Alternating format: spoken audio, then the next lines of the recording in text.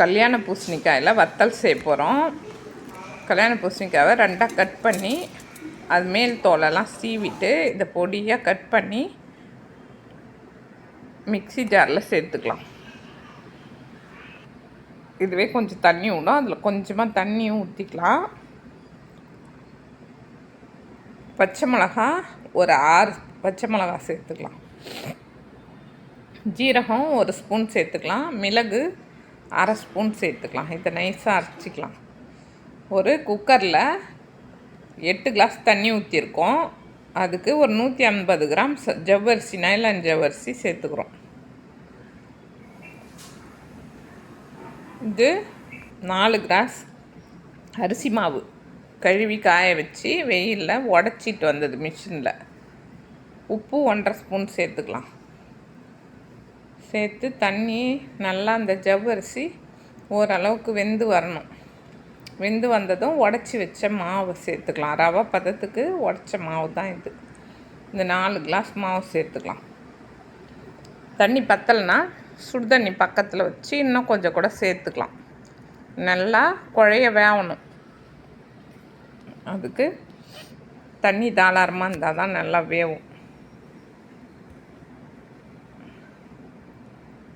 நம்ம பூசணிக்காயெலாம் அரைச்சி அதில் போட போகிறோம். அதனால் தலை இருக்கணும் நல்லா. அப்புறம் கட்டியாக வேறு ஆகிடும். அது ஆறுனதும் கட்டியாக மாறிடும். அரைச்சி வச்ச விழுதை இந்த அளவுக்கு அரைச்ச விழுதை இதில் சேர்த்துக்கலாம். வெந்து வந்துடுது. இப்போ வெந்து வந்ததும் இதை சேர்த்துக்கலாம். சேர்த்து வேக வச்சு எடுத்தாச்சு. நம்ம இதை ஒரு கட்டைப்பையில் போட்டு கிராமத்து வீட்டுக்கு எடுத்துன்னு போயாச்சு. அங்கே ஒரு கட்டலில் துணியை நனைச்சி போட்டு கில்லு வத்தை தான் வைக்க போகிறோம். இந்த வத்தை சரி டேஸ்ட் இருக்கும். கலர் மட்டும் கொஞ்சம் டிஃப்ரெண்ட்டாக இருக்கும், வெள்ளையாக இருக்காது.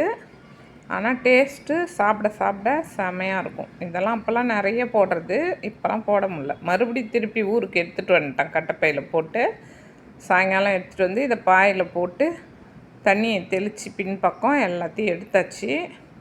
எடுத்து மறுபடியும் 2 நாள் காய வச்சு எடுத்து வாணலில் போட்டாச்சு. வாணலில் எண்ணெய் ஊற்றியாச்சு. எண்ணெய் ஊற்றி வத்தலை பொரிக்க போகிறோம்.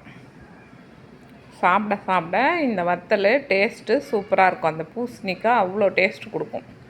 நம்ம சாதா வத்தலை விட, கஞ்சி வத்தலை விட பூசணிக்காய் போட்டால் செம்ம டேஸ்ட் இருக்கும்.